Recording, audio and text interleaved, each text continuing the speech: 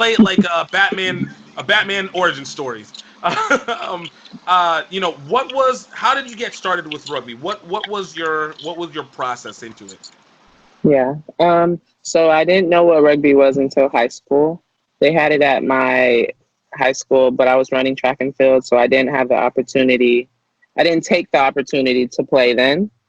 We had a math teacher who was a white male, and he was working at a predominantly minority Black Hispanic school. So it was weird in general for rugby to be at that school with just how rugby was looked at in the past of it being a majority European sport.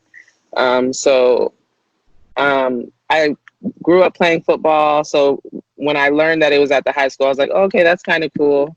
It'd be something I'd be interested in. But because I was so dedicated to track and field in that moment, and because of the stereotype of rugby being such an injury sport, my coach didn't think it was a good idea. So I didn't start playing until I got to UNC Chapel Hill in college. I went there for academics.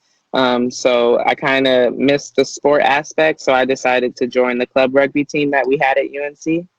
I played for them for the whole 4 years, but my first 2 months playing, just being athletically skilled and speed, it put me above a lot of the other players in terms of I didn't really need to know the skills then. So just in that aspect, I was invited to a rugby camp in California, and specifically for speed. Even when I went to that camp, it was like, okay, how fast is she? We'll teach her everything else. But because I had just started school, I just wanted to focus on finishing that. My plan was never to be a professional rugby athlete. It was just something to keep me active, something to gain a friend group.